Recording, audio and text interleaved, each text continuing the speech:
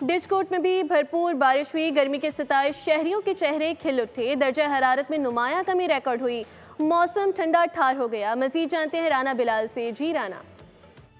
जी बिल्कुल, तारीखी शहर डिजकोट के मौसम की बात की जाए तो शदीद गर्मी और हबस का खात्मा हो चुका है और मूसलाधार बारिश का आगाज़ हो चुका है। आसमान पर स्याह बादल मंडला रहे हैं और मौसम इंतहाई खुशगवार हो चुका है। ठंडी तेज़ हवाएं चल रही हैं जिसकी वजह से शहरियों के चेहरे खुशी से खिल उठे हैं। इसके साथ बच्चे भी बारिश में नहाते नज़र आ रहे हैं। इसके साथ मौसम का हाल बताने वालों की बात की जाए तो उनकी तरफ से भी दिन भर बारिश रहने की तवक्को ज़ाहिर की गई है। इसके साथ साथ शदीद गर्मी और हबस की वजह से दही ज़िंदगी इंतहाई ज़्यादा मुतासर हो चुकी थी और मौसमी फसलें सूख कर कांटा बन चुकी थी, जिसकी वजह से दूध देने वाले जानवर भी बीमार पड़ रहे थे।